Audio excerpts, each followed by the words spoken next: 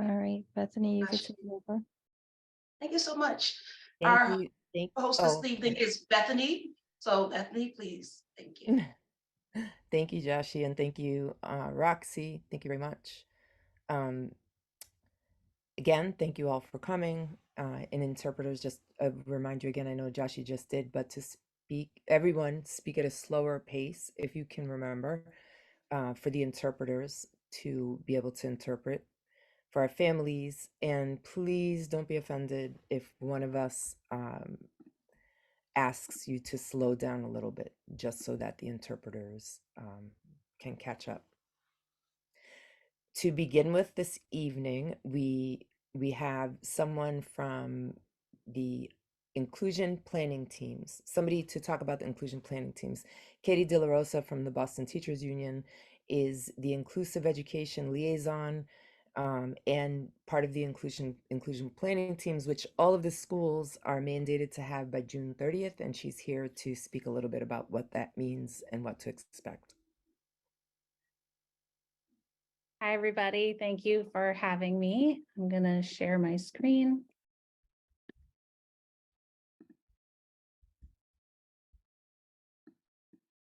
One second.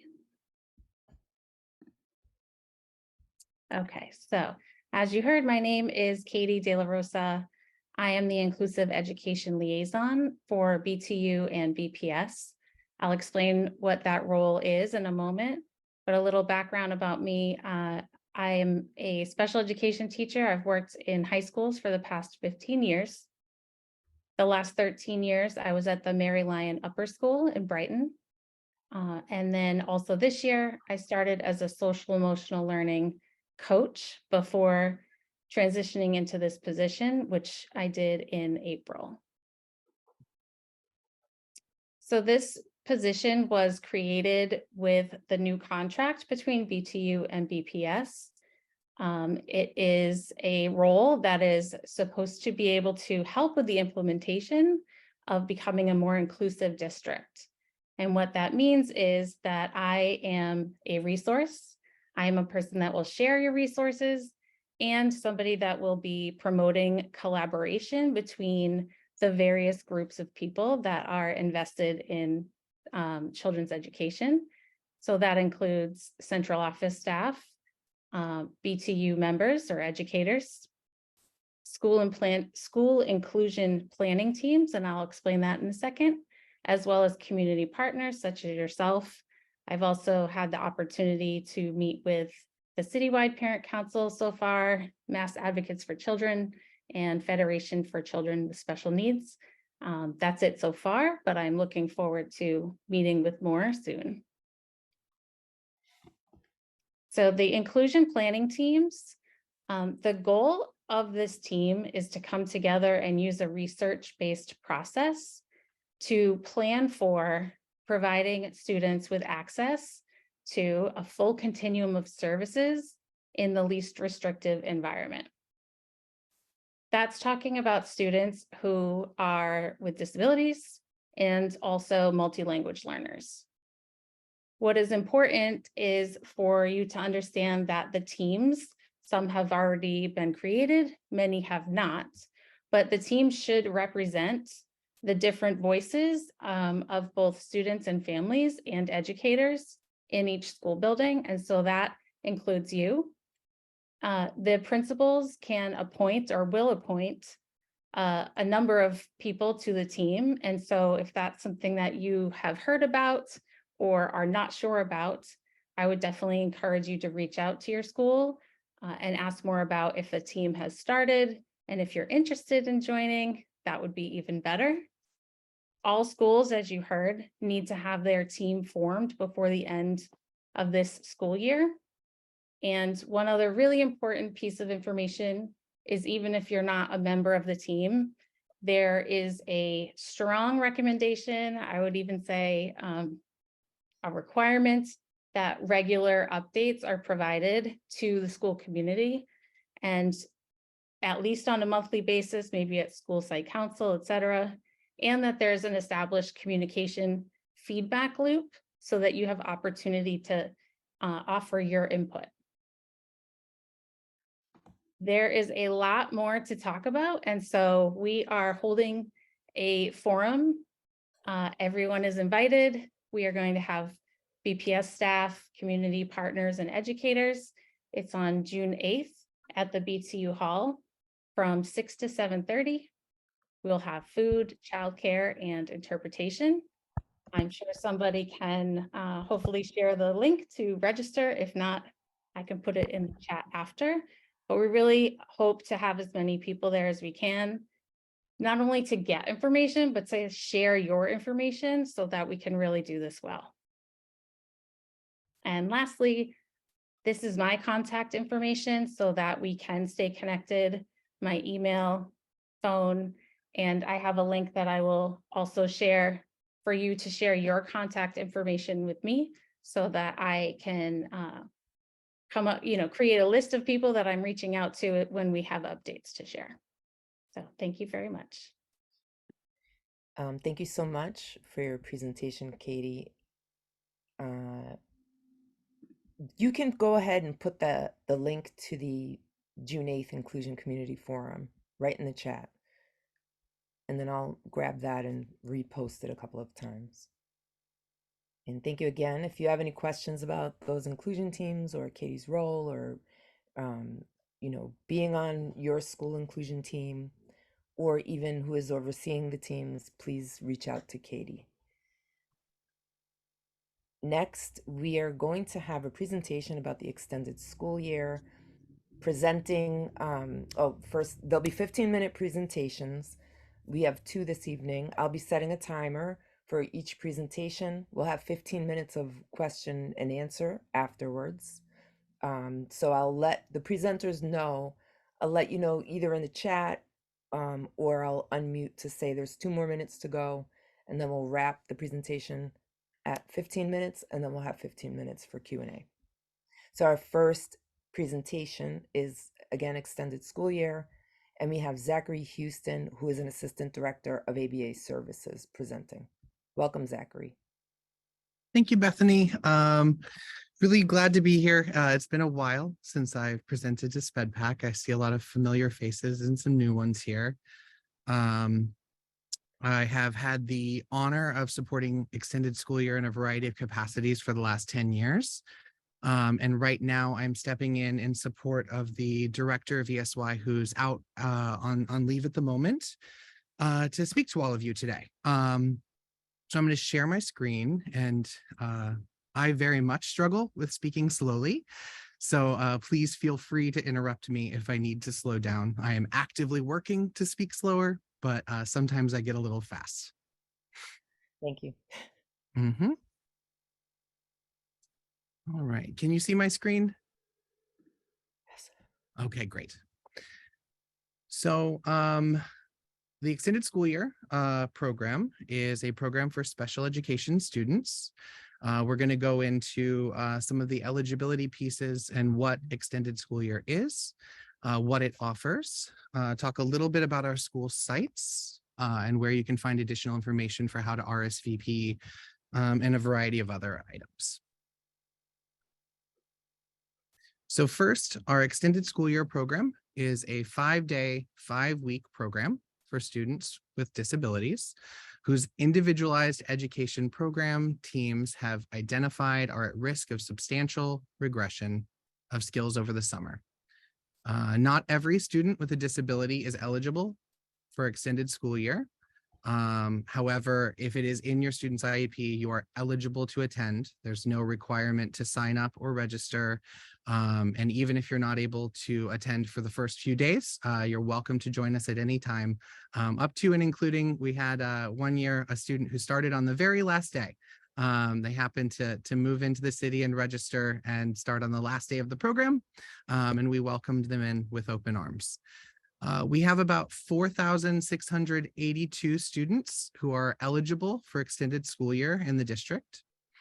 That number goes up every week when I download the new report and new students have newly signed IEPs and new eligibilities. So your child, if you have a meeting at the very, very end of the school year, during which extended school year is added to your child's IEP, As long as that IEP is signed, including an acceptance of that extended school year program, we will enroll you right into the program and you will be eligible to start. In the event that you're signing very close to the end of the year, I would encourage you to reach out to ESY@bostonpublicschools.org, which I will put up on a slide later on, and we can also pop it in the chat. But you want to reach out so we can talk about scheduling your students' transportation. That does take about a week and a half sometimes to do, and so we would want to be ahead of that. We have about 15 school sites this summer, and we're projecting about 423 classrooms to serve the students in our extended school year program. So it's a very large program. I think of running an ESY or having an ESY like opening a small suburban school district for 5 weeks and then closing it down in very short order. It's a big lift, but it's a lot of fun and we enjoy doing it. I actually got to spend a good chunk of my day to day organizing materials for your children to make sure that they get deployed to the sites. So ESY offers, of course, your child's IEP services, so their educational, special education services. In addition, all of their related services. You can tell which services are their extended school year services by paying attention to the dates on the IEP. So services that are dated in July and August would be their extended school year services. Services that are not dated in that time and have the full year of the IEP on them are not extended school year services. In addition, we'll be providing transition services. This year it's really exciting. Marcia is launching an 18 to 22 specific program that's going to have some fantastic transition activities and opportunities for all of our students.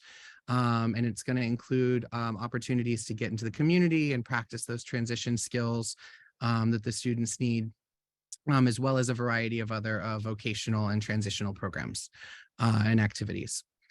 In terms of enrichment activities, we will have field trips, both within the school and outside of the school in the summer. That's something that we're actively working on right now. So we don't have a huge amount of specifics to provide. We do have our first responder day scheduled for a variety of sites. That is something that we have held every year in partnership with one of our BPD partners who is the parent of a special education student. Those are scheduled. We are also working with the Community Music Center for some music opportunities and music therapy resources. Obviously, we wouldn't be providing therapy to your students without consent. So it'll be an enrichment activity where music and musical experience opportunities will be provided. We're also working with the zoo and the aquarium and a number of other community providers to try to get some things scheduled for the sites and for the students. So more information on that forthcoming. As we get those scheduled, we'll get them posted up on our website so people can take a look at what those opportunities will be.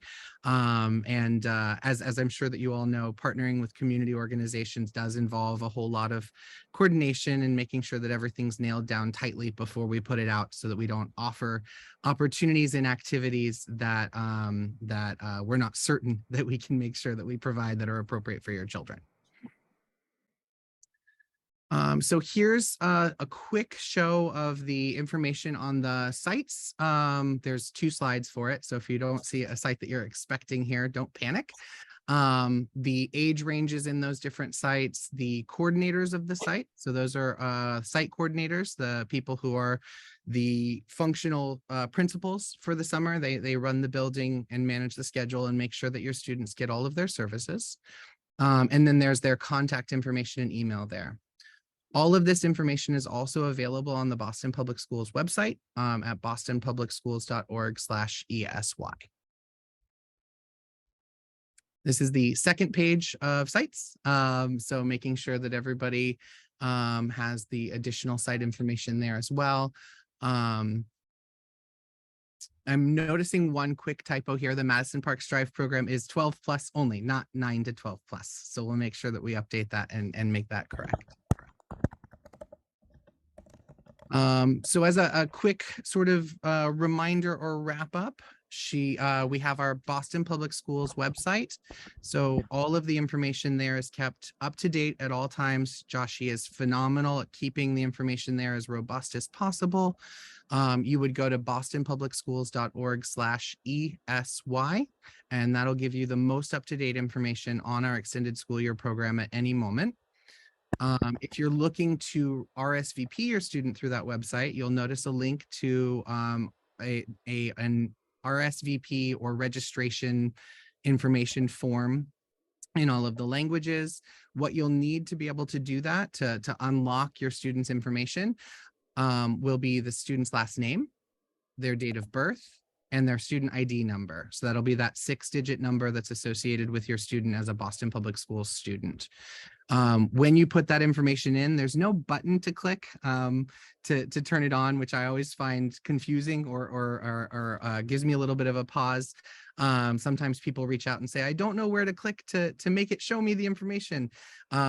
The sheet is always looking for those 3 values. And once you've, for lack of a better word, unlocked it by providing the right information in all 3 of those boxes, it just pops down with the next bit of information, showing your child's site information, their start and end times, and the opportunity to respond with the circumstances for extended school year that you're looking for your child.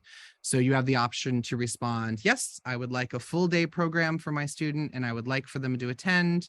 You can respond and say, yes, I would like to sign up, but I only want services. I don't want a full day program.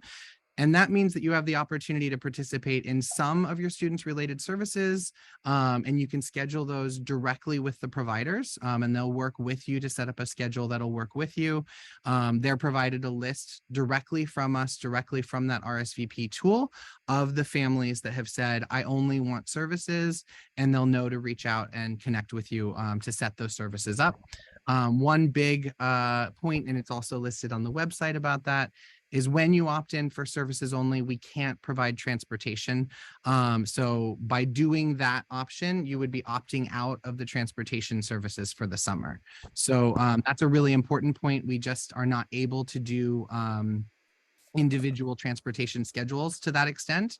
So if you want to receive your transportation services, you would need to participate in the full day program. And then the other option, of course, is to say, no, we've got other things going on this summer and we would not be sending our student to the extended school year program. Ever since Joshi has joined the team, we've been much stronger and successful in our communications.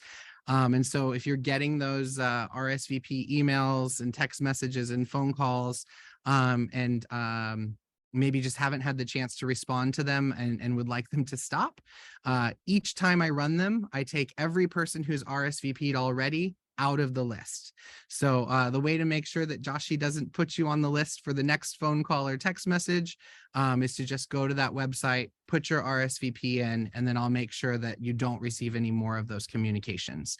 If you change your RSVP at any time, you've changed your mind, you had originally said no, you weren't going to send your child because you had other plans, and you decide that you would like to send your child, you can go right to that bostonpublicschools.org/ESY website and change your mind at any time. Once you do that, within a week, it'll be updated in our system and we'll be updating the reflection of your student's attendance. Even if you have RSVP'd no and not changed that RSVP, we're still planning and making sure we have space for your student in the event that you just change your mind in the middle of the program. And so all you got to do is just come to your site and sit down with the site coordinator and we'll make sure that we've got a spot for you. If you want to call ahead, you can use that website to get the site coordinator's information to let them know, oh, we'll be starting on this date. We have 2 minutes left, Zach. 2 minutes? 2 minutes left. Yep. Perfect. Thank you. Thank you. And also one of the other layers that goes along with that is just to remember, if you've RSVP'd no, we are canceling transportation for you. So if you've indicated that you are not sending your child, we are not routing your child for a bus. So if you change your mind to a yes, if it's within the 2 weeks before the program, we probably will not be able to provide a bus for that very first day. But as soon as I see that yes come in the system, I will begin the routing process for your child. And so they will likely begin either the first Wednesday of the program or the second Wednesday of the program, having transportation. You can also RSVP by completing that backpack letter that came home likely last Friday or early this week. That's a paper printed out version of the online resource. You can just fill it right out. You can take a picture of it and email it back to us at esy@bostonpublicschools.org, or you can send it back into your school and they'll put the information in for you either through EdPlan or through the website. If you have any questions about special ed eligibility, or you're running into challenges with whether or not your child has extended school year, you can contact the coordinator of special education at your school. You can also go through them to have them put the RSVP in for you. And of course, as always, you can contact us in the Office of Special Education at 617-635-8599, or write us an email at esy@bostonpublicschools.org. So there are several pages here about ESY eligibility. I'm not going to bore you in my last 30 seconds with the eligibility piece. The key ingredient here is extended school year is about recruitment and maintenance of skills to avoid students regressing over the course of the summer. So we're really targeting our supports at maintaining your child's skills over the course of the summer so they come back into next school year with the strongest sets of skills that they possibly can have. The eligibility criteria we use is guided by DESE and outlined on these pages here. So you can all review them. And if you have any questions, you can always email us at esy@bostonpublicschools.org. There's also links to all of our ESY fact sheets in the languages listed here. And so using this slide deck, you can click right on those languages and it'll take you to informational sheets about extended school year in a variety of languages. And that brings me to my last slide. Hopefully I did it in time. 617-635-8599 or esy@bostonpublicschools.org. Thank you so much, Zach. Would you be open to sharing a link to the slide deck so that people can have the information readily available? Yes, I think I can do that. Joshi, That would can be I do that? wonderful. Am I able to, do I have the link? Sorry. I will share the link, and I've already made the updates that we pointed out for Madison and for the Matterhorn. Thank you, Just Joshi. 1 second. So much for that. And we will take questions for Zach, but I also wanted to ask Katie DeLaRosa if you wouldn't mind sharing the link to your slide deck as well, so that people can click on the add their information here button. It wasn't clickable on the Zoom screen. So if anyone has questions for Zach, we have 15 minutes for a Q&A with Zach.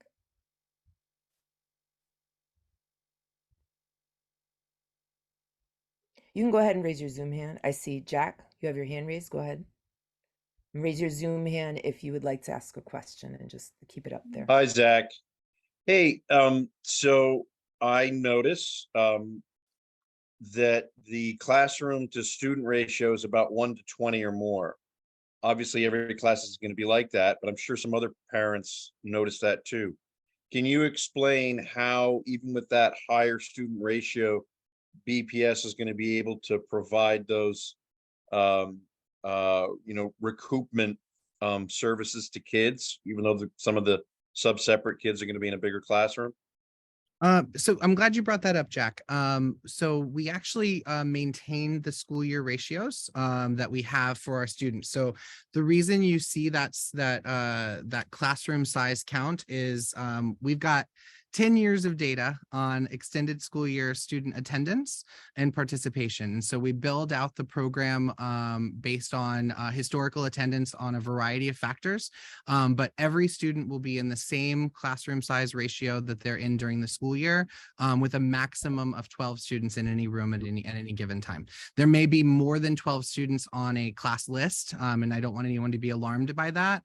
That is because of, again, planful and thoughtful class roster building around student attendance and participation to make sure that every student has a classroom set aside for them. And we use that student attendance and RSVP data to drive how we make those decisions to make sure that no student is in a classroom that's bigger than what they would have during the school year. Thanks for asking that, Jack. That's a good point. Thank you. We're going to move on to our next question, but I do see someone with their hand raised and it says iPhone. Could you please rename your screen to your name and your affiliation with SpEdPAC? before we get to your question. Thank you. S. Robinson, can you go ahead and ask your question? Hi, good evening. I have maybe about 2 to 3 questions.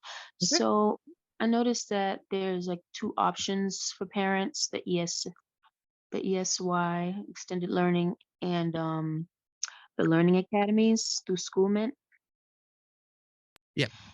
So my question is the transportation services still available if you decide to enroll in one of the learning academies through SchoolMint? So for door-to-door transportation, if that's what your child has in their IEP, we're able to provide door-to-door transportation to several of the fifth quarter sites, but not all of them, just as a reality of the ability to provide buses. So what I would encourage you to do if you're considering a fifth quarter program would be to reach out to ESY at bostonpublicschools.org to speak about your specific needs for transportation, and then we can talk about which specific sites we would be able to provide. And then also that links into what maybe some of your other questions around the level of special education services we're able to provide outside of the extended school year programs. If you're looking for specifics for your child and the services that we'll be able to provide, I would really encourage that outreach so we can make an independent reflection on what we can provide and what options would be available for your student. Well- But there are hub stops available for all of the fifth quarter sites. Okay, well, I guess in my situation, my child was offered ESY, and at the same time, I enrolled in the SchoolMint Summer Learning Academies. So for me, I was accepted into the Horace Mann, and the Horace Mann, they confirmed that they do provide transportation. Mhm. But I was just wondering if my son would still receive the transportation, even though it's not through the ESY and it's through the summer learning. Yeah, Horace Mann is especially unique because of its status as a school with us. So I would double encourage you to reach out to us in an email just so we can make sure. But yes, it should be that we are able to provide the transportation. Okay, so it doesn't matter whether you accepted the ESY invitation through the school versus, going on to SchoolMint and choosing the 3 options for the Summer Learning Academy. It doesn't matter. You're still eligible to get the transportation if the site offers it. So in most cases, that wouldn't necessarily be true. So I don't want to confuse anyone. Because it's the Horace Mann, yes, for you, yes. But more broadly, I would encourage anyone who is thinking about a fifth quarter program for their child to reach out to us directly so we can definitely confirm that transportation eligibility and what we are able to provide. Because what I don't want is for anyone to think that everything's all set and it's good to go. And then in fact, we have not been able to do that. So for you, yes, you should be good to go because of the Horace Mann status, but not necessarily true in all cases, depending on where the fifth quarter program resides. Okay, for the sake of time, we're going to move on to the next question, and then you can raise your hand again and ask the rest of your questions. We just want to make sure that everybody gets to ask at least one of their questions. So if you have multiple questions, please ask your most important question first and then raise your hand again for the next question, just so everyone gets a chance to ask at least a question. Your next iPhone, could you please say your name and your affiliation with public schools? Is that me? Yes, that is you. I Yours, your spent this it says entire time iPhone. trying to figure out how to fix my name. This is I'm so Karen sorry. Williams. I'm sorry. I learned that the rename yourself is disabled for security reasons, and so I really apologize about that. Okay. So this is Karen Williams. My grandson is in Charlestown High in the 11th grade, going to the 12th. And last year his ESY was at Madison Park. I understand that that's changed, but I don't have a clear understanding of where he is, so I can try to figure out how I can find him if anything happens to go wrong. He has transportation. I'm assuming I haven't gotten an RSVP or a piece of paper from his school with anything on it. So I'm not sure. I've talked to people and they say he's on, but I don't have any confirmation that he's on that he's been accepted and where he's supposed to be going to, Sure. and So that his transportation is. sure, Miss Williams, if your child is in 9th grade or above, your child is likely at Charlestown High School for extended school year. But the way you can make sure is to go to that bostonpublicschools.org/ESY website, put the information in there, and it should pop up with your child's school information. And if that's not working for you, just give us a call or an email at esy@bostonpublicschools.org, and we can look directly into our system to answer that question for you, to make sure that it's clear. I'm sorry, did you say that his ESY would be at the school that he already goes to? For this year, it likely is the case, yes, because he already goes to Charlestown High. Thank you. Yep, I double check though, make sure. I'm not looking at your child's actual. I'm going to drop my name in the chat. You can also email me directly. I'm the AD that works with Charlestown High. Thank you. Next person, Kiona Aviles. Hi. Thank you so much. I had a question about, I received an email, as I think we all did, from your office, talking about, I think you just referred to them as the 5th quarter sites. Mm-hmm. Could you just speak a little bit to ESY and the services? You just kind of answered it a little bit in what you just said, but I'm still a little confused about my child being able to get services, or anyone's child being able to get services, because it seems specifically offered and excited about possibilities of folks with IEPs being able to join, but then was like, but if you do this, you're going to lose your ESY. So please help me understand more. Thanks. Yeah, I'm glad you asked that, Ms. Aviles. So we're going to be hearing from our 5th quarter representative in a moment, right after this presentation. Oh. So she'll likely answer several of those questions, but specific to the special ed services part. So we can guarantee your students special ed services in our extended school year program. What we're working to do is to provide more robust services in our 5th quarter programs as well. One of the challenging realities that just is the truth right now is with the staffing crisis in public schools, we do have to be thoughtful about how we're leveraging those resources in support of students. But we are working collaboratively with 5th quarter. Not everybody knows this, but in all the years I've worked with ESY, we've always worked collaboratively with 5th quarter, and it's increased year over year. They're a great partner for us. And this year we're more formally putting the information out that should a student and their family feel that it's more appropriate to participate in a specific 5th quarter program, we're going to work with you to try to provide those services to the extent possible. The reason that disclaimer is in there is just because at this stage, we just can't guarantee all of their IEP services in the 5th quarter, especially at the many sites and programs that they have. And so we're trying to work dynamically with 5th quarter and proactively to solve a lot of those challenges. And so I would say, if you're considering a 5th quarter program and you're interested in it, but you're also concerned about your child's special education services, which of course, why wouldn't you be, that you should email us. I know I keep saying that, but especially for these very specific considerations, we can be most nimble if we know all of your students' information, who they are, and where you're thinking about going, so we can be reactive and responsive to what it is that your desires are as it relates to our realities as a district. But we are working extremely hard with 5th quarter to do that. Thank you very much for that, Zach. And if anyone does feel they needed more explanation or wanted follow-up questions, do please reach out to Zach and to people on the call. We just want to make sure that we can get everyone to ask a question. We only have a couple of minutes left for questions. Justin Pierre, you can unmute and ask your question.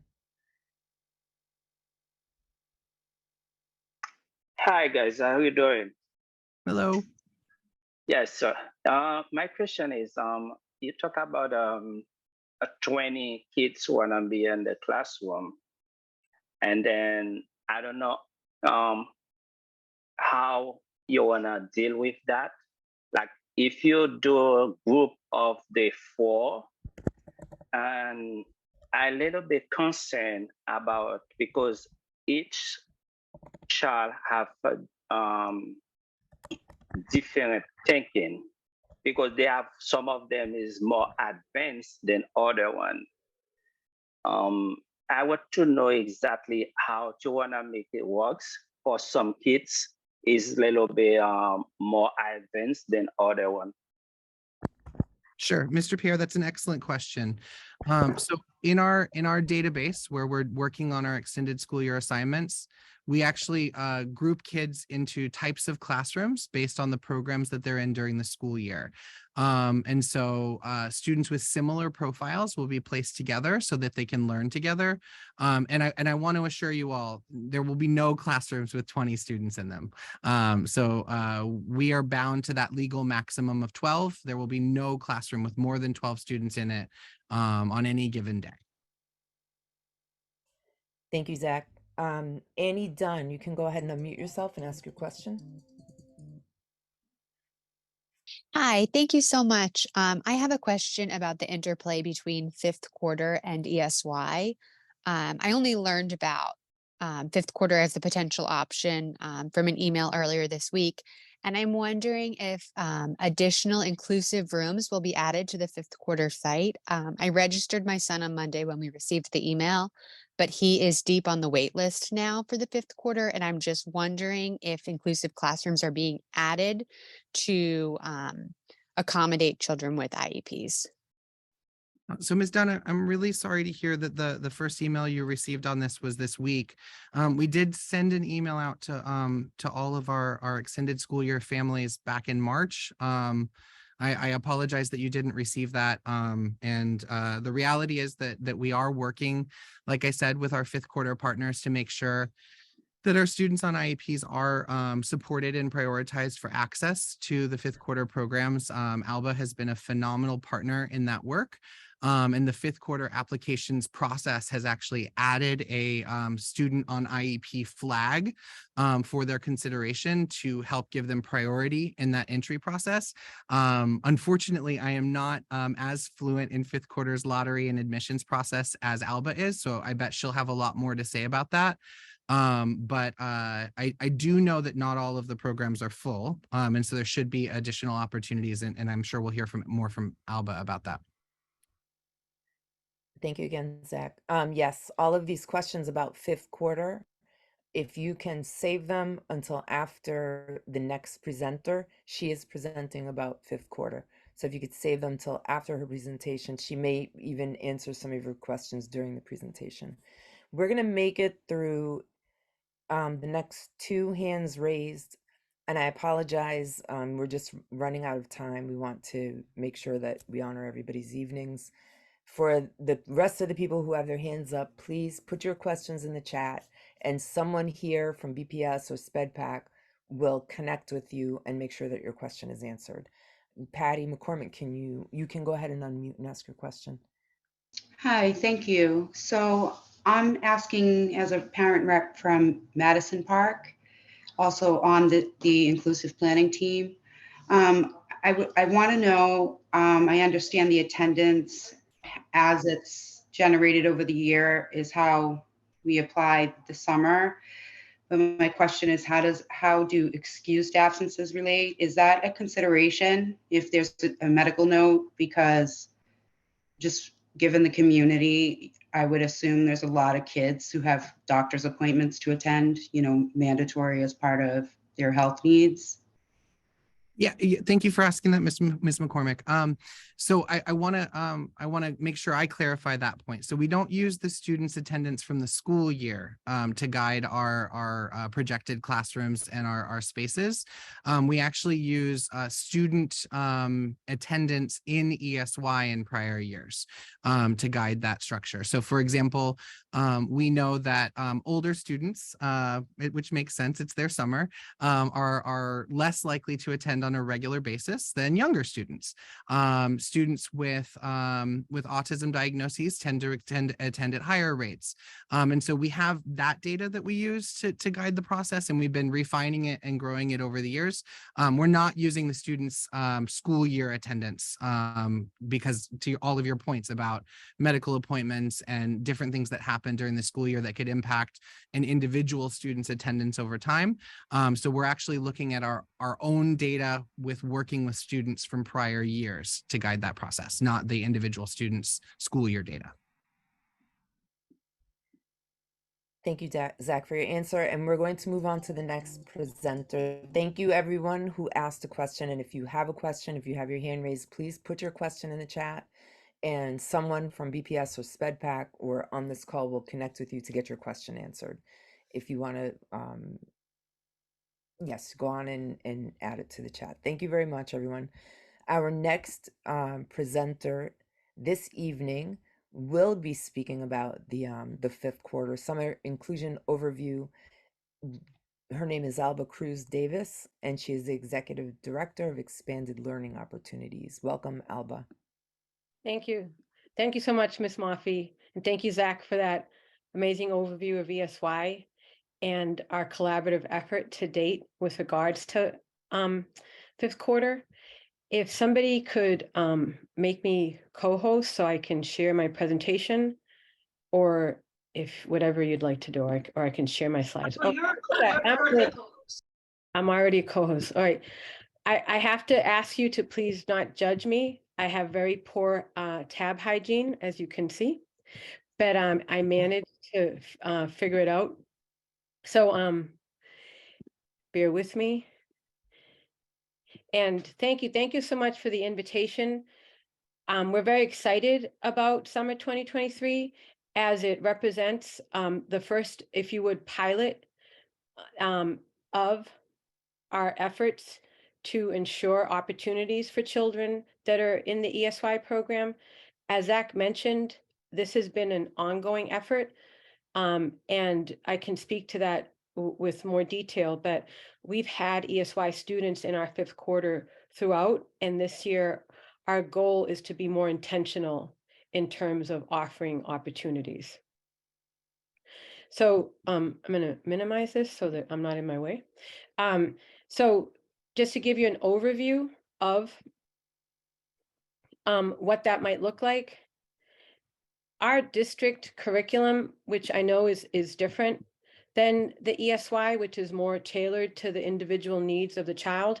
But should your child be involved with our fifth quarter, the district curriculum is something that we're very excited about.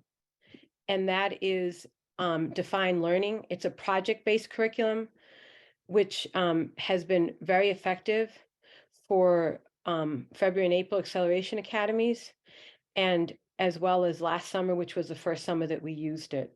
Not only the children, but the parents have given us really positive feedback about how excited the children are to be able to use project-based learning during their summer experience. And again, it's based on performance tasks that are aligned with the standards for summer school, and including fun, which is important. It's an engaging curriculum, and it's based on real world connections and with a lens towards career. And then just to move on to share with you a little more with regards to the fifth quarter inclusion pilot. As you know, fifth quarter is an elective summer learning opportunity, and it welcomes students of all abilities. Students with disabilities or IEPs are prioritized this year, along with economically disadvantaged, multilingual learners, and homeless students.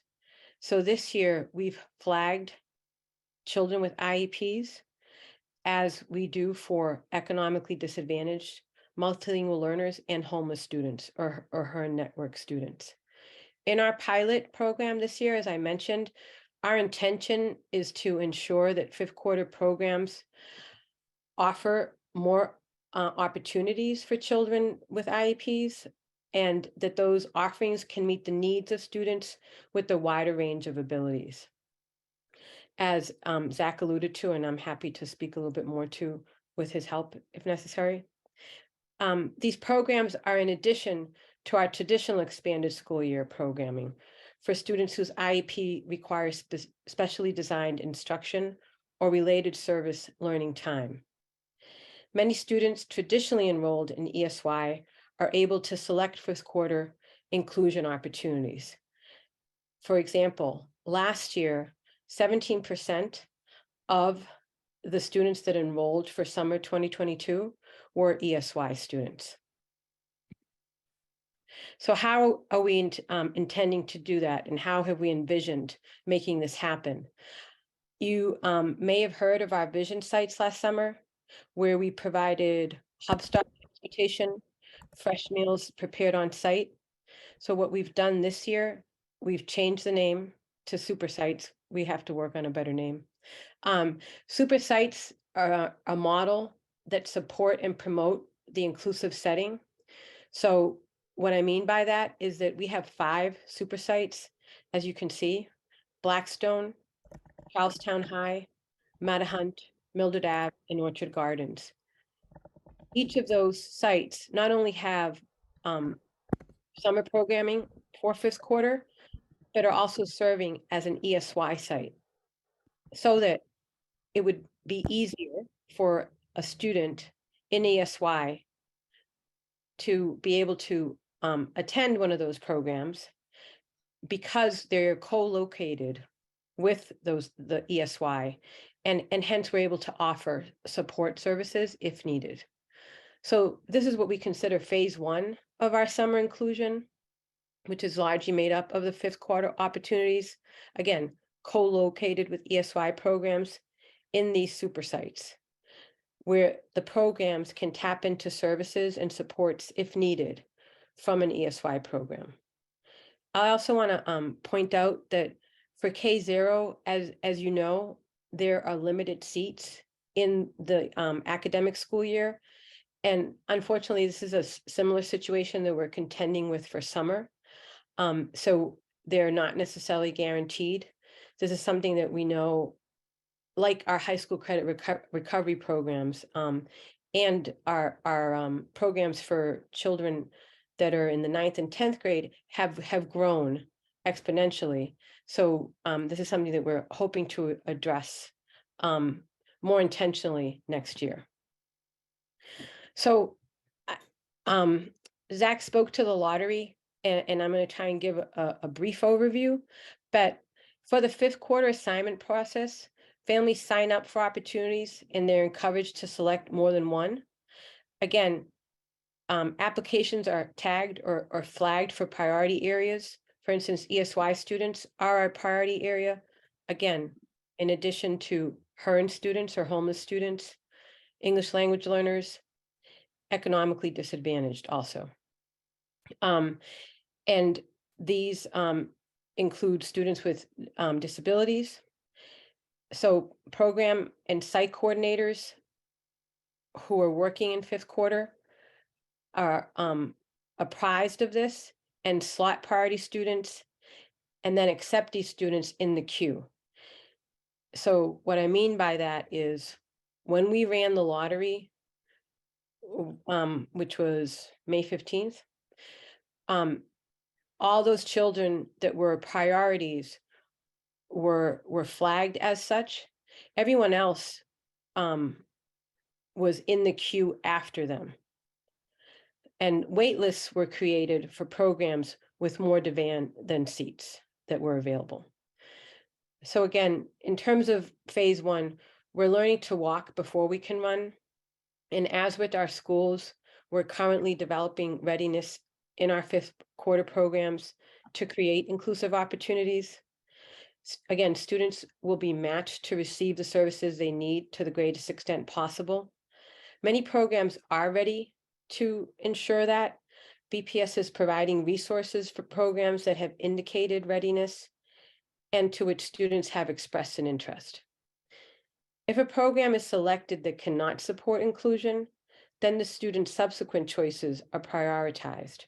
So as you may or may not know, you can choose up to 3 programs within School Mint, And if you're not able to attain your first choice, you'll be hopefully able to obtain the second or third choice. And families can call ESY to discuss options as needed, as Zach mentioned. You may have seen this number before, and this is our inclusion capacity goal, if you would. It represents 10% of the total students in the district with IEPs, regardless of their eligibility for ESY services. This is a target that we developed after last summer. And just to give you some context, last summer was the first summer that we provided inclusion as a pilot for multilingual learners. So in the past, multilingual language learners, they had separate programs. And what we did last year was we created an inclusive pilot, which was incredibly successful. And we use that as a model for this year to be more inclusive with regards to ESY students. So that target was set last summer as part of our debrief with the Boston After School and Beyond, our key partner for fifth quarter. And it was set collaboratively, again, with BPS offices of special education, expanded learning, academics, and in conjunction with our partner, as I mentioned, Boston After School and Beyond. The objective here is to work towards this multi-year goal, and our intention is to build capacity to meet demand over time versus predetermining allocations. So in terms of how to apply for fifth quarter programs, I think you're all familiar with Schoolmint, and there is a link in the PowerPoint, and it is also available on the website. How to register your student is provided. It's a guidebook that's provided in all of our BPS languages. So please know that one of the things that we're very proud of this year is Schoolmint Enroll is our new platform, if you would, and it's available and also available in all of our BPS languages, which for us is huge because last year and the year prior, that was not the case. So again, we were very intentional about increasing equity and ensuring access. And beyond that, please know that also we've trained all of the family liaisons at each of your schools, in addition to all of the hub school coordinators, as well as all of the welcome services personnel, to ensure that families can access these summer programs and can obtain assistance with their Schoolmint application. So where to turn 2 for more minutes, Alba. Yes, thank you so much. Thank you. Where to turn for support. ESY is your go-to place for questions about inclusive opportunities and specific supports, as Zach mentioned, and how you may select additional options for your child or inquire about capacity. In terms of general questions around fifth quarter, please email us at summerlearning@bostonpublicschools.org. I also want to reiterate what Zach mentioned about our collaborative effort. And to his point,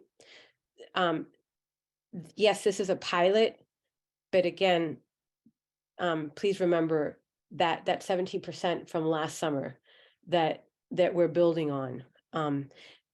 And the reason we were able to offer services to that 17% was because of our collaborative effort with the Office of Special Education and folk like Zach, Kayla, Yashi, and all of their colleagues. So that's all I have, and I'll stop sharing. Thank you very much, Alba. If you have questions for Alba, please raise your Zoom hand. And Alba, if you would not mind, would you share the link to your slide deck in the chat?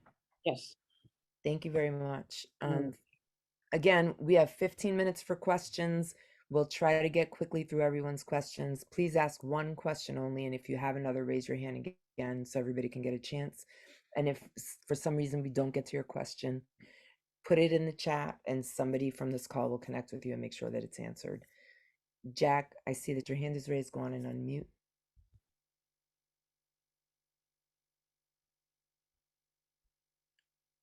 You're on mute. There we go. Okay, good. Hi, Alba. So transition plans are not formally part of IEPs, but it sounds like your program would be ideally suited to work with kids during their transition, especially, the older high school kids. Do you work transition plans into your program? Does you take that into consideration in placement? And does it have any impact on your programming? Thank you. So Jack, I have to be honest with you. I don't have the answer to that question right now. Great question. I think that's something that we can, again, work towards. And I'm happy to connect with the OSC team to ensure that we can develop a transition or offer seats as part of a transition plan. But that's not something that, as part of this pilot, we've done to date. So definitely something that we can look to do moving forward. Thank you. Jack, Kathy, I just wanted to, sorry, Bethany. Oh, go ahead. I think that's a great idea, Jack. So Alba, I'd be more than happy to connect with you so that we can ensure that some of our transition age students can access programming through the 5th quarter. Yeah, thank you so much. And again, we're happy to collaborate on new ideas. So looking forward. Thank you. Kathy Ann, I see your hand is raised. Go ahead and unmute and ask your question. Let's see. Can you hear me? Yes, ma'am. Yes. Yes, my son has an IEP and he's not, but he don't have extended year, but his teacher is concerned about that. She was surprised he didn't have it, but I also register him for the 5th quarter. So how can I go about and to see if he could be registered for or be accepted to extended year? I think that's a question that Zach is best suited to answer. Okay. Sure, I can hop in. That we can also, I didn't mean to cut you off, Zach, but we are also able to serve your child that's on an IEP. So that may benefit from summer learning, from a summer learning academy. And please, Zach, elaborate. Yeah, so if your student's IEP does not currently include extended school year programming and you're concerned about significant regression over the summer and feel that it should be a service that's included in your child's IEP, that would be an IEP team decision. So for example, no one in central office can change the decision of an IEP team. It's the one of the most powerful decisions that can be made in a school district. It's a contract between us and the family, and it's ruled by that team. So if you're concerned that the IEP does not include extended school year and you feel it should, you'd have to reach out to the coordinator of special education at your school, ask for a reconvene of the team meeting, and ask them to specifically discuss significant regression for your child and the extent to which that changes the decision. And one of the things we look at, for example, is the regression over school breaks, right? Does the student return from a school break with the same skills that they had before the break and those sorts of things? Then we would look at that data to make that determination. And if the IEP team changed their mind and decided that that was a service that was needed, they would propose a new IEP to you. And once you signed and accepted that IEP, then you would appear on my rosters and we'd start planning for you an extended school year. But the first step is to go back to that IEP team in your school. I hope that helps to answer. Thank you for that, Zach. Melissa, I see your hand is raised. Go ahead and unmute and ask your question. Hi, I have a question about the 5th quarter. My son has been waitlisted for his first 2 choices, and he is going down the list. For example, on his first choice, he started at 6, he went up to 4, down to 5, and now he's back down at 6. And I want to know why. So I think what may be happening here is so please know, again, that the lottery has run. And however, if children that are priorities, I mean, obviously your child is a priority, are in the queue, they are as far as a wait list, they may be behind other priority flag children. So it could be that a child came off the list and then your child was bumped up. I can't explain why he's come down, but if you want to email us at summerlearning@bostonpublicschools.org, I'm sure that we can help you with that. And can you tell me what age your child is, or what the program is? Is it K0 by any chance, or early ed? He is in K1 now. He's going to K2. I Okay. sent an email to Summer Learning and I have not heard back. Okay, you please do me a favor, and you can email me at Cruz-Davis. I'm the only A Cruz. Don't email A Cruz. Cruz is a popular name. But if you email A Cruz-Davis, you'll find me, and I'll make sure that we help you. And Alba, if you could just put But it in the please chat. know, I just want, oh yes, of course. Thank you so much. And then, but please know that one of the issues is, and one of the things that we've learned is K0 to K2 are like have become our most popular programs. So, but we'll definitely try and help slot your child. Thank you for that. And families do reach out to the people telling you to reach out to them. And we hope that the people who are saying to reach out to them will be responsive, because we have heard many stories of people emailing the people they've been told to email and not getting a response. So I hope that everybody is equally feeling the urgency of this conversation today and will be able to be responsive in a timely manner.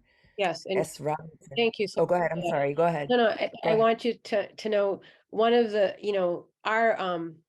our email is, I don't know, anywhere like from 10 pages to, depending on the day. So please do give us grace. We have a great team, but we're going to have interns. Somebody asked me, like, how do you get it done? Honestly, we'll make it happen. And we have like 2 interns coming in, and they'll be helping us with this. But in the meantime, this is, I think between now and honestly, right up until summer starts, is a little busy. But we'll get to your email, I promise you. Thank you so much for sharing that. Sharing that with us. We do appreciate it, and I'm sure that we can absolutely have grace for that. So we have 5 more minutes for questions. I think we may be able to get through Jessica, hopefully. Everyone else, please don't forget to put your questions in the chat, and someone from this call will connect with you to answer your question. S. Robinson, go on and unmute and ask your question. So my student was enrolled for ESY at some other school, like what is it called over there? So, I don't know, like the Dearborn. But he from Summer Learning Academy, he was accepted into like the Horace Mann. So I haven't responded to the ESY letter that I got, and I'm afraid if I do respond no, because he's going to the Horace Mann, that it will cancel out my transportation.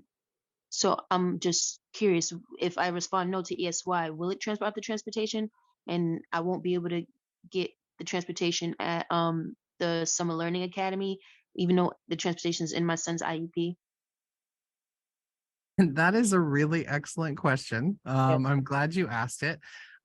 It would be that should not be the case. However, given the Horace Mann sort of special nature of the program, it's all in one building, the students are sort of looped together. I'm going to go back to shoot us an email so I can make sure that doesn't happen to you or your child. Yeah, just submit that RSVP no, and you'll become my case study to make sure that doesn't happen to anybody else as well. I'll design a system to make sure it doesn't happen. Thank you, Zach. And Ms. Porter, you have your hand raised. Go on and unmute and ask your question.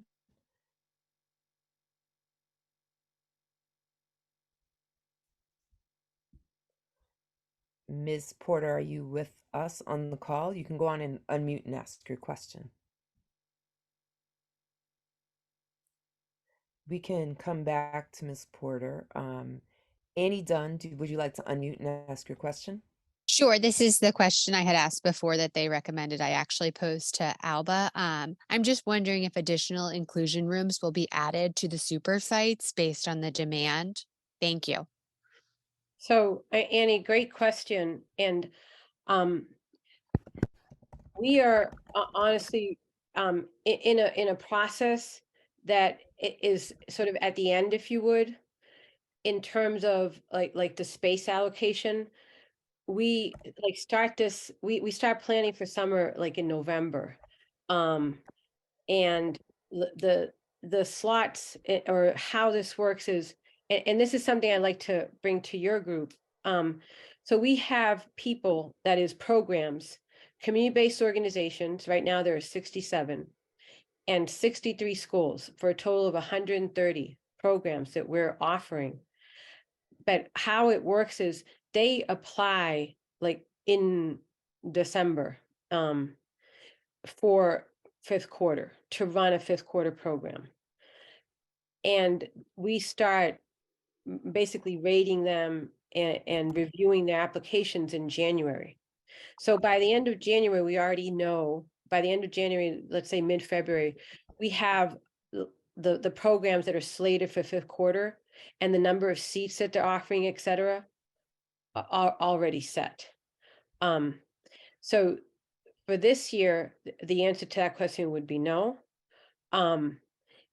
What I'd like to suggest is, in an effort to be more inclusive and in an effort to truly to be intentional about how we're going about this, what we'd like to do is ask that you have so many organizations that you're familiar with and programs that you're familiar with.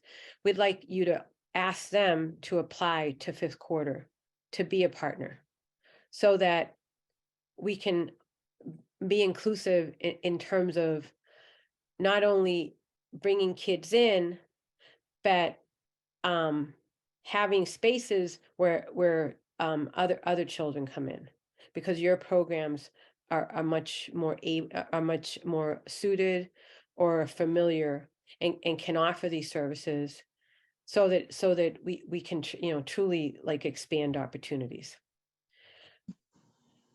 Thank you very much. We have less than a minute now. Ms. Porter, go ahead and unmute if you can and ask your question. Sorry. Yes, I'm sorry. I observed that all the fifth quarter sites, are they all inclusion? And if they are, is it possible that there would be classrooms for ABA or sub-separate students? So great question.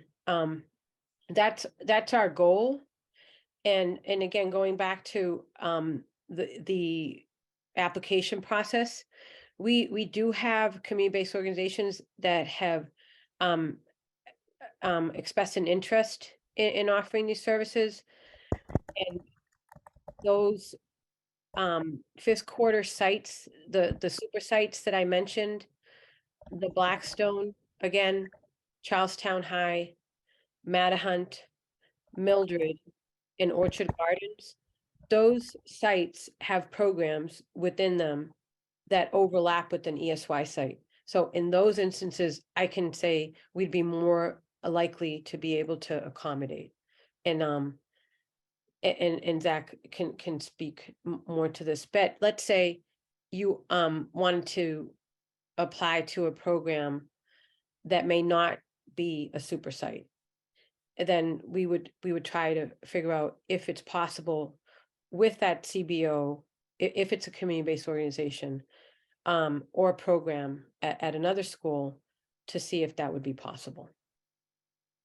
So hence the cross-collaborative effort with the Office of Special Education. Thank you very much for that.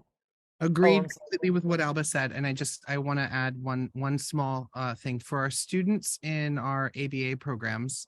The extended school year creates a tremendous opportunity for them to practice generalization of their skills.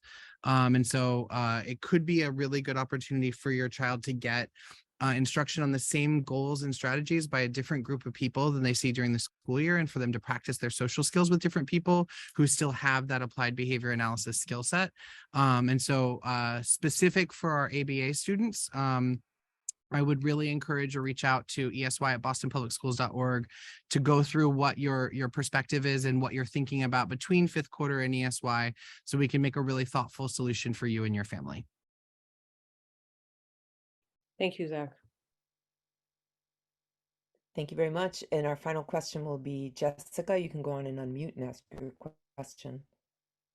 I think most of it was answered, but I don't know. I wanted to know for the SLA program, what would be like the teacher to student ratio? I'm not sure if that was a question that was answered. So this depends on the child's age, and I always get this wrong, so I'm going to try and get it right. So it depends on the child's age, and I think it's like 1 to 12 in the K0 to second grade. It goes up to 1 to 15 in the 3rd to 8th grade, and then 1 to 20 from 8th on.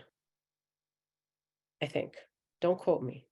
But so for the smaller children in our 5th quarter, it's 12, and then it goes up to 15, and then to 20 in like the high school credit recovery.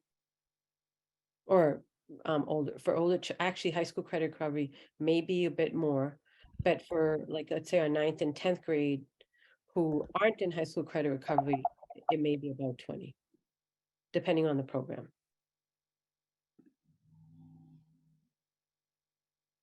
Thank you very much for that, Alba, and thank you for your presentation. Thank you to both of our presenters this evening. Again, if you have any unanswered questions, or you leave this call tonight and you come up with 10 more questions, please reach out to the presenters directly, reach out to ESY, and reach out to summer programs. We are going to move on in the meeting to our elections, our executive board SpEdPAC elections, and I will turn it over to Roxi. May I just like interrupt you for 1 second? There are Yes. questions in the G chat. Please know if somebody can capture those, we're more than happy to, because I saw some directed to me. I'm wicked nearsighted, so, but I answer the one about the 504, yes, but I mean, I apologize for interrupting, but I just wanted to make sure that we capture those, and I know that your team is happy to, we're happy to help with those as well. So thank you so much, sorry. No problem, thank you. We are transferring the questions from the chat into a document to make sure if any are missed, that we send to OSE to follow up with and share with you also, so that you can address them. So thank you. So the part I'm going to go over next is about the roles of the SpEdPAC. So I'm going to share my screen. Let me find my slides.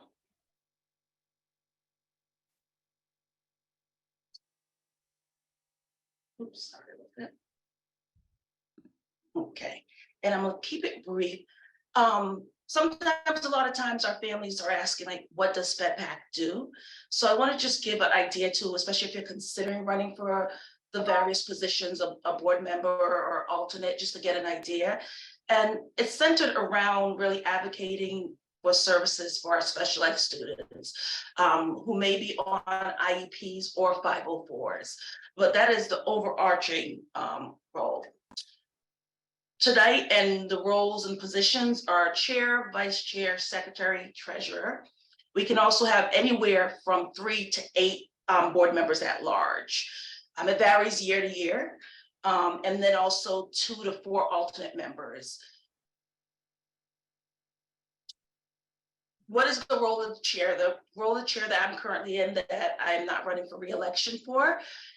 Basically, the chair runs the general and the board meetings with input from the board, and has meetings with the districts and can create subcommittees to work on various programs, challenges, and feedback opportunity. It's a facilitation role of being centralized, of helping the meetings we have in preparation for these general meetings that we have. And also as topics arise, really just bringing topics back to the larger group here, and making sure we work as a team to get the information to support our students.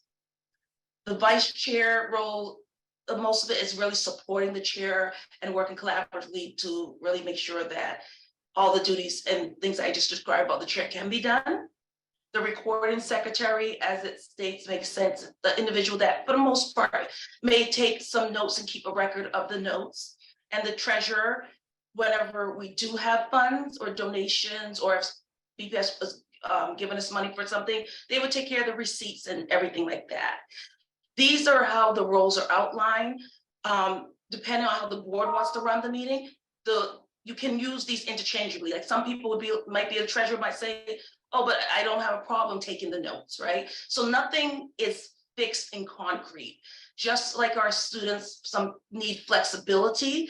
Our parents and our family members, ed surrogates, guardians, need grace and flexibility too. So that's why the whole purpose of the board is to work as a team, really to advocate for all special ed students in the district and think about that one issue that may have brought you to the board for your individual student, but then thinking systemically or wider about how that could potentially be impacting others at the other 119 schools and other kids, and thinking about how that advocacy supports maybe your individual child, but then all of our other children and how it impacts. So the members at large, the roles where I said was anywhere from 3 to 8 individuals can be in those roles. Attend the monthly meetings, really provide support and ongoing to help distribute information. And then along with the office of positions I described earlier, they help as a team figure out like what everyone's going to do throughout that particular school year. Come together to figure out what are people's interests, skill sets, and where people want to advocate on, what are the topics and things that they really want to work on as a team, and kind of come together to figure out what that will be. As a reminder, the roles are served on a voluntary basis. All of our SpEdPAC members are family volunteers or ed surrogates, whether you have a child that is a service-only student, an out-of-district student, or a student on that IEP or 504, then it's the same thing. We volunteer to support others, sometimes because help has been given before, other times it's because you have a little bit of time to give here about attending the meetings and helping support, making them happen. So really it's about performing duty to support the priorities, and the priorities are determined each year. Overall, the last few years, we had a lot of priorities around inclusion and providing agency and choice and more opportunities and more inclusive opportunities, while providing that range of options for our families, because there's not one thing that will fit all of our families, and we know that. So the election that we're going to do tonight, and the polls are getting prepped. We have them every May. You can nominate yourself or someone else. The person does have to accept the role if you nominate them, obviously, so that they can volunteer their time to be in that role. If there happens to, if you're not, let's say you wanted to be the secretary, but you didn't get that role, you want a different position, you can run for a different role also.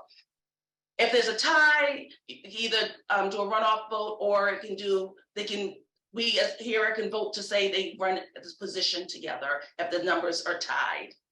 So with that said, just wanted to say thank you to our current 2022-23 SpEdPAC board.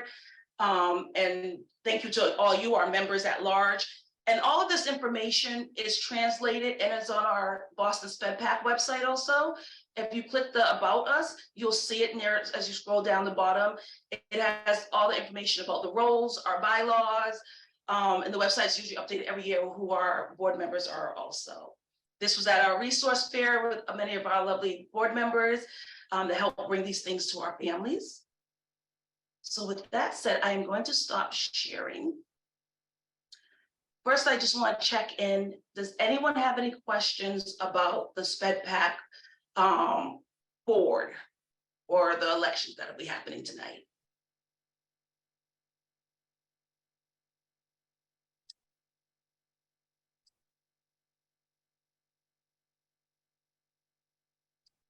At the end, it was your hand up from earlier, or did you have a question about the boards?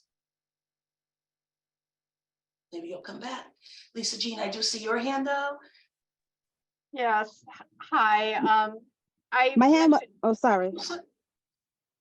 One moment, Lisa Jean, give me 1 second. No, my Yeah, hand the- was up up from before, sorry. Oh, no problem.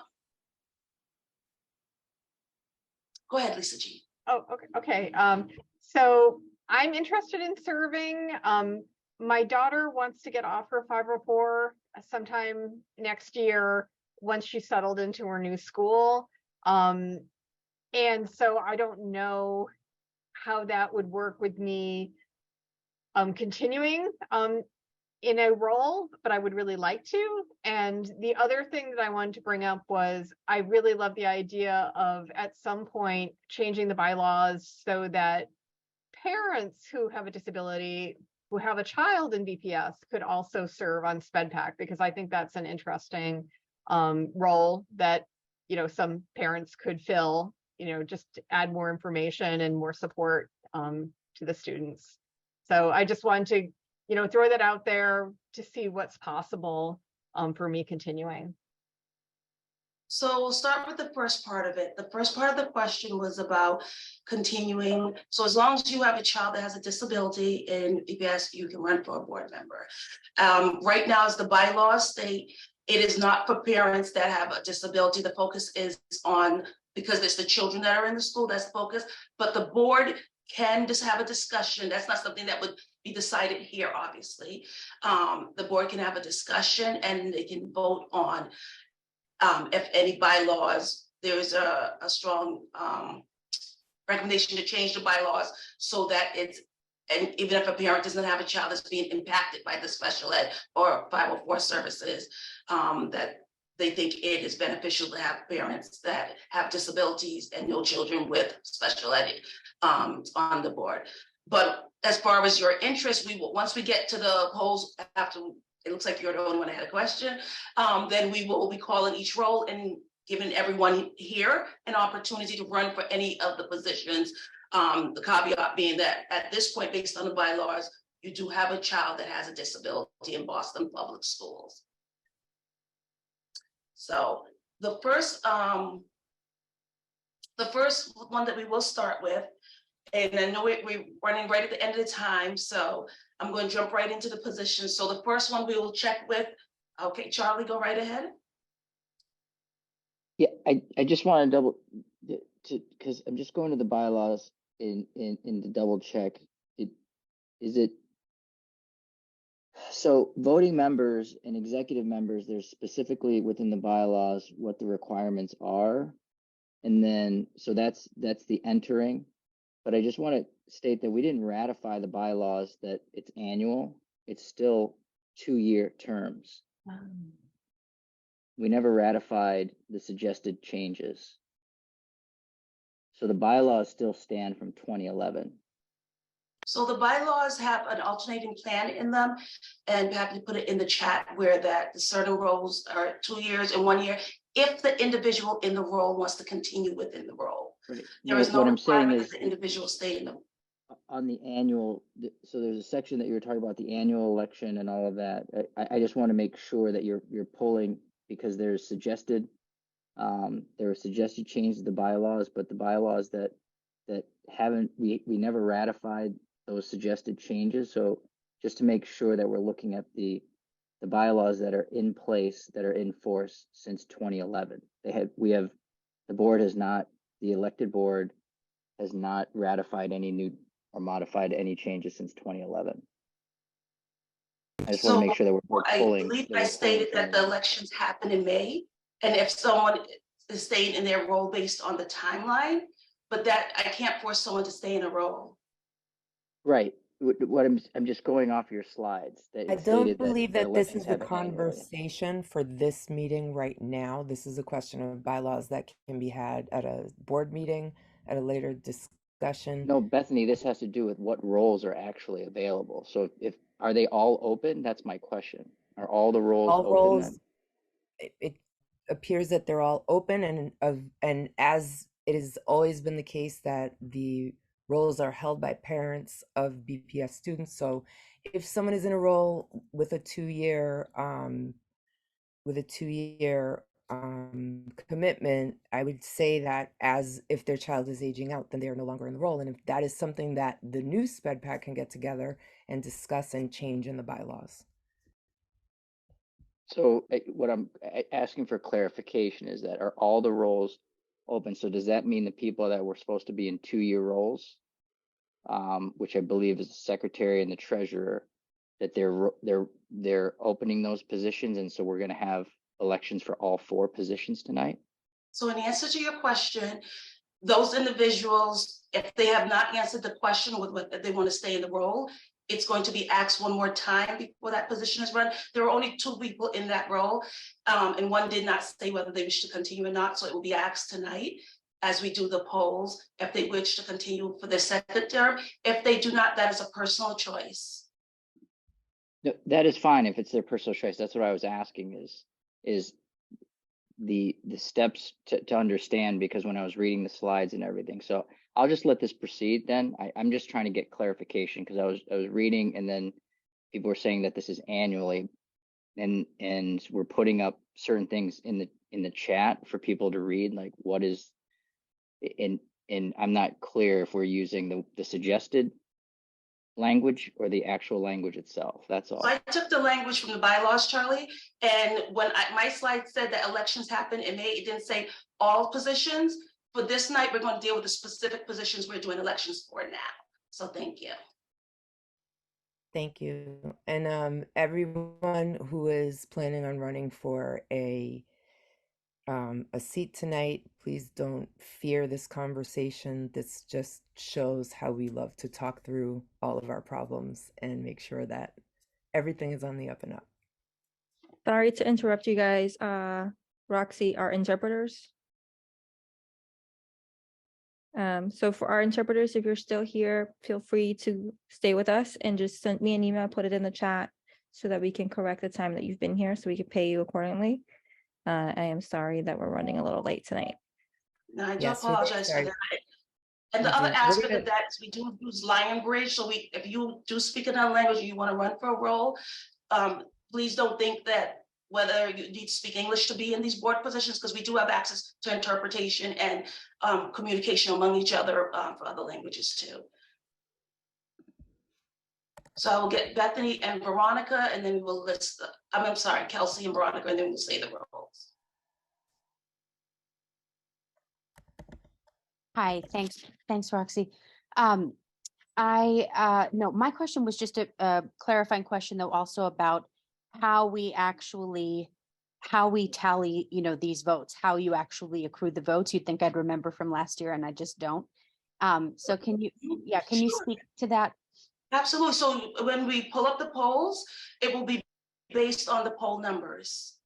Right, but are we voting? I'm saying as a collective, like we still have a huge, we have 110 folks on this call. Are we raising hands? Are we? Oh, when the poll comes up, you're talking to say you want to run for a position versus the poll. Okay. Yes, it'll be raising of hands, and then we'll just verify that's for the role, and then the name will be typed in, and then we will go from there. Okay, and then to the earlier point about, again, if you're in an existing role, as I am, as Sharon, and as and you do wish after a first round of other runnings to clarify that role, I think that So the one role is the treasurer role. It's asking if you want to continue for the second term. The other role there has not been continued. So the one you asked about the secretary. So go ahead. Yeah. Okay. So depending if you say that you want to continue, then we won't run for it. If you don't say anything, then we will pull it up as a poll. Okay, I understand. I understand what you mean. Thank you, Veronica.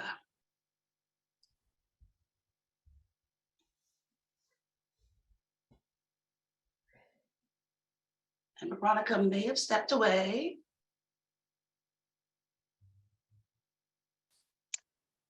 Veronica, are you there?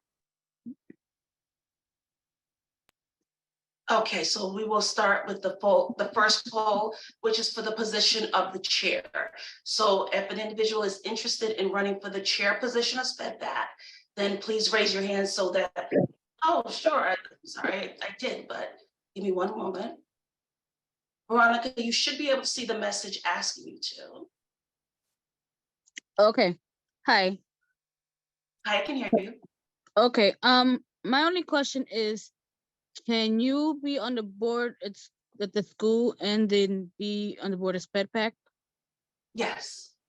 Okay. That's all I wanted to know. Thank you. Okay, sounds good. All right, so it said it's first of all, if anyone is interested in the chair position, then we will add the names if there are multiple names for it and run an election.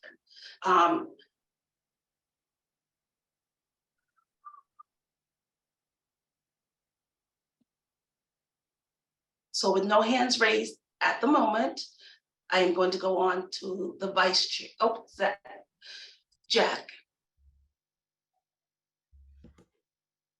Hi. Raising your hand for chair. Yeah. My name is Jack Sinnott. I've been on the board now since we restarted this when SpEdPAC was moribund in the mid 2000s. So it's been 15 years or so. I'm a former chair. And my interest in running for chair or for one of the executive positions is I've only got 2 more years to do this. My daughter is a sophomore at BAA. And I feel strongly that we bring a lot to the table, obviously. I think my focus is going to be, whether I'm chair or any board position, is really on making sure that we keep focused on exactly what you had in the slides, Roxi, is making sure that, you know, we're putting BPS compliance to IDEA front and center. I think that, you know, our kids deserve it. And I think that as long as we stay focused on that, we have a lot of street cred and a lot of success working with the BTU and with the schools to improve the programs for our kids. Thank you. Thank you. So Jackson is running for chair. Is there anyone else that would like to also run for chair? If you nominate someone, they must accept it. Charlie. Hey, sorry, I didn't, I was talking to my wife, so I didn't hear. Did you call earlier for nominate? Are we on calling for nominations? Whether self or the person would have to accept it here for the chair position is what we're currently discussing. Okay, I'm sorry. And then, so did Jack just nominate himself? Yes, he did. He did. Oh, okay. I want to nominate myself, but I like Jack. I mean, Jack's he's been around a long time and knows what's going on. The only reason why I would nominate myself is that, you know, Roxi, we've been a part of this for a while, and then I know that you're stepping down. And so part of it is just to help transition some of this for the next year, and try to keep up the work that was done during the pandemic, and all the advocacy work. And then trying to maintain what we have is, I think, if I heard Jack on some of the things, the platform that has grown to what it is right now. I mean, we started with, when I first joined in 2018, around the time when Carolyn Kane was transitioning out, there were like 20 to 30 people coming in person. Now we have over 200 people coming to each meeting, and it's very different the way that the district is engaging with us. So that would be the only reason why I would just want to nominate myself, is just to help transition some of that and some of the knowledge that has happened over the years. That's it. So that's Jackson and Charlie Kim for chair. Even last chance, if anyone else would like to nominate themselves for, or someone else that would have to accept it for chair. If not, then I'm going to ask for the poll to be raised for everyone with those 2 names for chair, so we can vote on chair at this time. Roxy, the polls are not I can't edit them. So what I'm just gonna say for now, since it's only 2, that candidate 1 is gonna be Jack. And then Charlie's gonna be choice 2. Okay. Okay, so we'll put that in the chat. Candidate 1 is Jack. You. And Charlie is candidate 2, choice 2. Okay. All right, so I will launch.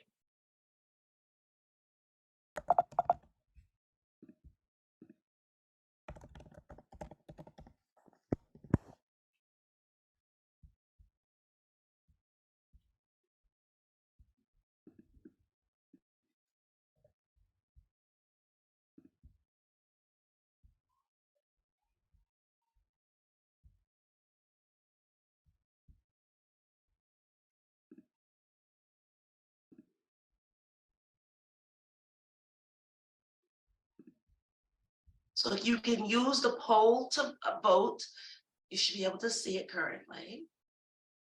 Can you explain how Co-hosts cannot. to use the poll to vote? I'm sorry, say it again. Can you explain how to use the poll to vote? Sure. So when the choices come up, then it is choice 1 is Jack, and candidate 2 that says choice 2 is Charlie Kim, and you would select, it's a single choice, so you can only select one or the other, and then you click submit. If you're a co-host, you won't see the option. When I click on SpEdPAC chair, and it brings me to a screen that says choice 1 and choice 2, and it shows the tally. Actually, can you take Bethany off of co-host status? Co-host, it's not you can't vote as a co-host. Okay, that's why you got don't it. have the option as a co-host. Try it now, Bethany. Thank you. I'm sorry about that. No worries. Thank you for catching it.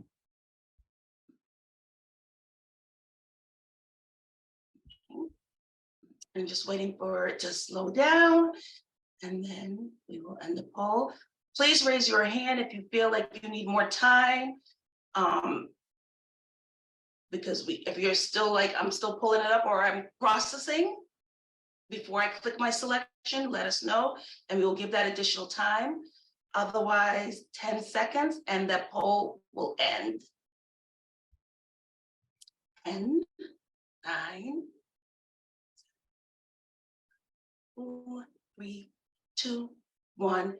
End poll for us to see the results, please. And let us share the results. Thank you. So thank you all for voting. We had 44 people vote, and Jackson is the chair for the upcoming school year. So thank you all for voting. The next position we're going to move on to will be the vice chair that works in collaboration with the chair to make sure that everything gets done, basically. So the vice chair position, if you would like to run for the vice chair, please raise your hand so we know that you are interested in the vice chair position.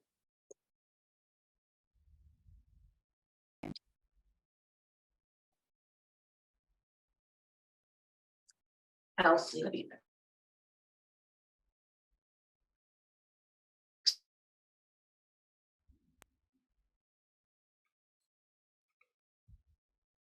Am I unmuted?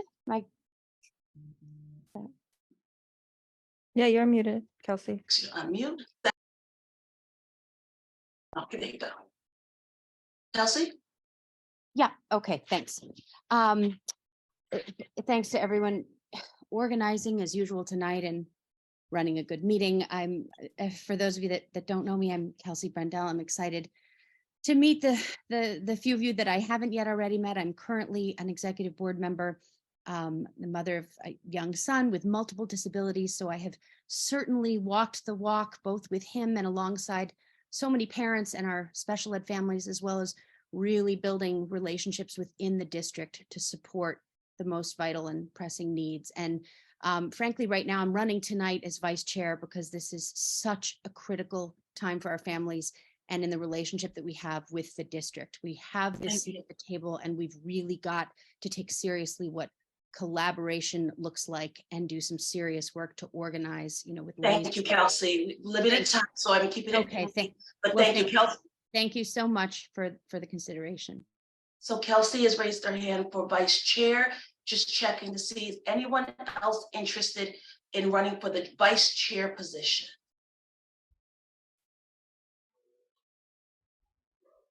I will give you your thinking time and processing time.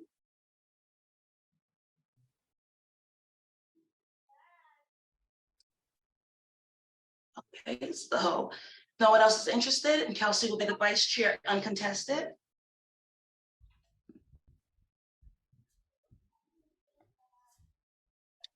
Following the vice chair position, congratulations, the vice chair position, the next one we'll move into is the recording secretary. If anyone is interested in recording secretary, and as we described, you take the notes and you keep the notes. How the board decides to run it, that becomes the decision later on if someone else prefers to take notes or decides to do something else. But that is the key role generally under the recording secretary. Please raise your hand if you are interested in running for the recording secretary position. Veronica, I'm going to ask you to unmute. Hi, I'm currently the SpEdPAC secretary at the Metahunt, and I have a son in the school. He's going to 5th grade next year. Okay, great. Thank you, Veronica. Appreciate it. And one check, is there anyone else who would like to run for the recording secretary position? All right, with no other candidates, Veronica, congratulations. Veronica, if you don't mind putting your contact information in the chat, that way we'll be able to follow up with you also. So thank you very much for running for the recording secretary. Following the recording secretary position, we will move to, let me make sure I didn't forget anything. Okay, sorry, the treasurer position. Dear, the treasurer. Now, to be honest, we don't have funds or a current bank account. That does not mean that that cannot change. But at this time, we do not have funds that have to be kept track of, but we do have a treasurer position because there have been points in the past where there was money and an account held. But if anyone is interested, so if the question is, well, what do I do? There's no funds to manage, and it said you keep track of the receipts and this and that. You would support as part of the executive officer positions to really support the help of the entire board. So is there anyone interested in the treasurer position? Andrea. Can I ask a question? Absolutely. Oh, never mind. I'm going to put my hand down because Andrea has it up. And forgive me because I always say Andrea, so if it's Andrea, just correct me now. Andrea, but it's fine. I'll answer to anything. And Bethany, when I saw your hand up, I was going to put mine down. So I'll just quickly introduce myself. My name is Andrea Berenger. I have a K0 kiddo at the Elliott in the North End. Fairly new to Boston public schools. This is our first year. I think it was this time last year that we finally got his IEP settled, but we're learning a lot. The Boston SpEdPAC has been a great support system for me and my family. And this is just one way that we'd like to give back. We've learned a lot and we want to share what we've learned with the rest of the crew, and also really want to have a focus on the early childhood programs. It's really important for our family.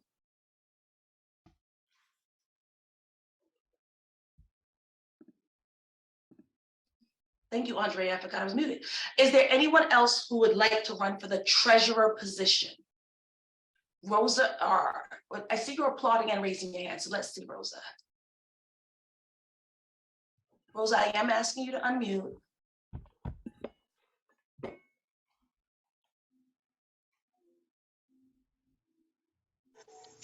No, hello. I'm okay. That's okay for me. Rosa, are you interested in the treasurer position? No, no, no, not for now. Oh, okay, all right, thank you. I'm sorry. No problem, thank you. Okay, so you have last chance. Anyone else interested in the treasurer position for SpEdPAC board? Okay, well, congratulations, Andrea, on being the treasurer. Thank you for running. Now, As we mentioned, we have 3 to 8 board member positions. So are there individuals that are interested in the board position, the at-large board positions? Mrs. Valentin, I'm gonna just and I'm gonna, when I unmute you, it's more of like allow you to confirm that yes, you're interested in it.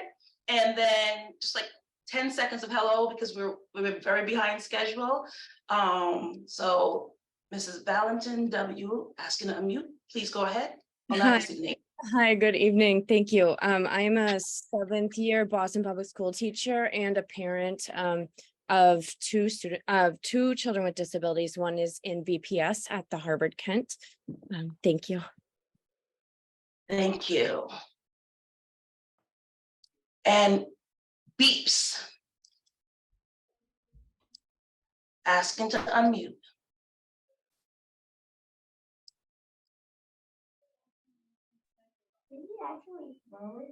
Hi, yes, my name is Rebecca Everett. I have a son who is in services, and I would be interested in being a board member at this time.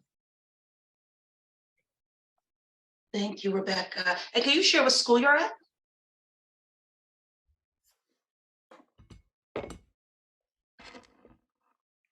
Okay, well, we'll move on.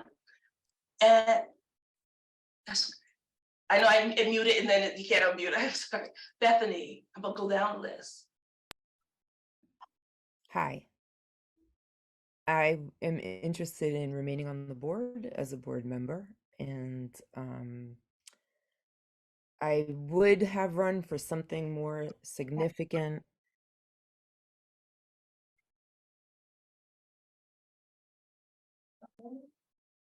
I believe you froze. Yep, you froze it me.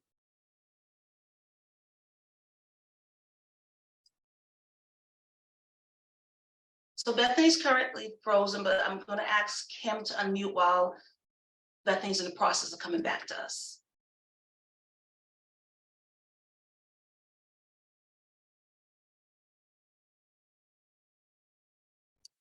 And if Kim is not available, everybody just move, okay. Oh, there you go, G. Yes. Yeah, I noticed I was unmuted, so I'd love to continue as a member at large. And I love policy. I'm a Len Fellow this year, working on disability policy. And I'd like to continue to contribute. Thank you, Lisa G. And Sarah. Hi, my name is Sarah Harold. I have a child at the Mozart who's receiving services for dyslexia, as well as an incoming K2er that's going to be an ABA sub-separate over at the Kilmer. I'm actively involved at the Mozart Elementary School in the Family Council for their SPED rep, as well as starting a mini SPED group just at the Mozart themselves. And I would love to be a part of this group to help parents who are seeking camaraderie and also just guidance. Thank you, Sarah. Appreciate it. And Rebecca, you got muted earlier. I think you were answering something. Rebecca, did you have something else to say? Oh, I put in the chat. My son is in K2 at Condon, so I'd be happy. Thank you. And Kim. Hi, everybody. Thanks, Roxy. I'm thrilled to be here. I have really enjoyed my time as a board member. It was my first year this year. I was a SpEdPAC rep for Boston Latin Academy for 2 years prior to that. My son is a junior with a 504 plan. I'm really excited about the focus on inclusion and really just want to lend whatever I can. I've been, actively supporting the social media and the e-newsletter and the website for the fall. And I've just enjoyed going to conferences and learning even more. And I would appreciate your vote. Yeah, thank you. Thank you, Kim. And Charlie, did you take your hand down or? Let me just ask. I did. Sorry. Yeah, I did. I took it down. Okay, just making sure. All right, and Bethany. I would like to remain a board member at large. I have enjoyed my time on the board as a board member. I am learning so much. I really want to serve in a bigger role, but time constraints will make me really anxious that I am dropping the ball at SpEdPAC. Whereas board member at large, I just I will be able to serve. Thank you. Thank you. Thank you very much. So, Mrs. Valentin West, Rebecca Everett, Bethany Moffi, Lisa Jean Graff, Sarah Harold, and Kim Emery. Make sure I didn't miss anyone. That is 6, and we can have 3 board members. What's the time commitment? On the slide I had there, Jess, the time commitments attended the monthly meetings. So we have these meetings and we have planning board meetings. What they do is meet as a board to discuss the topics of these meetings and who would present at them, and just really advocacy and support district-wide for our students is the role. Jess, are you interested in a board member position? If you are, raise your hand, that will pop you to the top of my box here. Okay, the answer is yes. Okay, let me just, Jess, I want you to have an opportunity to say something, so I'm going to ask you to unmute, please. Jess. Hi. Sorry, I'm losing my voice. I'm Jessica Prue. I have a 14-year-old at BLS and a 3-year-old in an ABA classroom at the Lee School. I'd just like to get involved and see how I can help learn more, be a part of the community. Thank you. I really appreciate that. So that, just give them one more chance if anyone else is interested in the board position. And then we will move on to the alternate board positions afterwards. In answer to your question, Latia, when you said Charlie question mark, Charlie said he lowered his hand. And Andrea is nominating Edith. Jack is nominating Charlie, but if they don't raise their hand and want to accept the nomination, and giving space for Edith or Charlie to raise their hands if they so choose, they choose not to. So therefore, that gives us 7, and we can have 3 to 8. So congratulations to all of you. You will be our board members. I just ask that you please, you don't have to put it in the everyone chat, but you can send it just your contact information, email, and phone number, so that we can create the list so that the new board, you can have the contact information. So congratulations again to Mrs. West, Rebecca Everett, Bethany, Lisa Jean, Sarah, Kim, and Jessica Prue. Thank you very much for stepping up to really support our students and continue working to advocate for our special ed students throughout the Boston Public Schools. So thank you. We're almost done, home stretch here. So the next positions and the last ones are the alternate board members. Alternate board members have voting rights when the board members aren't available. They can come to all the board meetings, and they also are part of the advocacy and support. Sometimes it's a good role for someone who's like, I can support somewhat, but I can't always be there, or I can fill in here and there, or they want to get their feet wet. So just making space. So I will ask Latia to unmute first. Latia? Oh, just make sure I was unmuted. Hi guys, good evening. I am currently an alternate member. I think I've been in the position for 3 years now, which is crazy how time flies. I am most known for helping co-facilitate the holiday party, so I'm the fun girl. I have it with Bethany. I have a sister who is a junior at BAA with a learning disability. So because of my work commitment and my really crazy job, I would just like to be an alternate member. Thank you. Thank you. And Bessie. Hi, I'd like to run again as an alternate. I just want to give a shout out because I'm a BAA grad. So shout out to the AA. I actually have a 5-year-old at the Phineas Bates. He was actually diagnosed with autism back in November.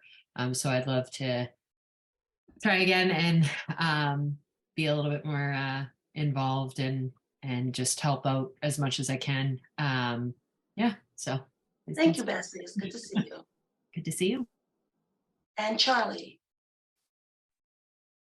Alternate, please. Okay, thank you. And just giving space, is there anyone else interested in the alternate board position? Is this just alternate board member at large, or is it It alternate? is alternate board member at large, yeah. Got it. Thank you. Okay. So we can have 2 to 4 alternate board members. So in this case, Latia Grooms, Bessie Mahir, and Charlie Kim, congratulations on being our alternate board members. So thank you all very much. It is truly appreciated. I'm just also looking to see the chat, just make sure I didn't miss anyone. But we'll follow up emails, and as we transition, this board continues through the school year. So there, the end of July, additional information will be coming, but I'm grabbing contacts, those who have shared it in the chat, to make sure we can have that here too. Thank you for the home stretch and staying long. I know it's 9:05, so thank you all very much. It is appreciated. And I just want to wish everyone a good night. So thank you. Thank you, Roxy, and thank you to the Roxy. current team. Appreciate your leadership. We're gonna miss you terribly, Roxy. Thank you. I'm gonna trap you in this Zoom here. Is there a way to do that? No.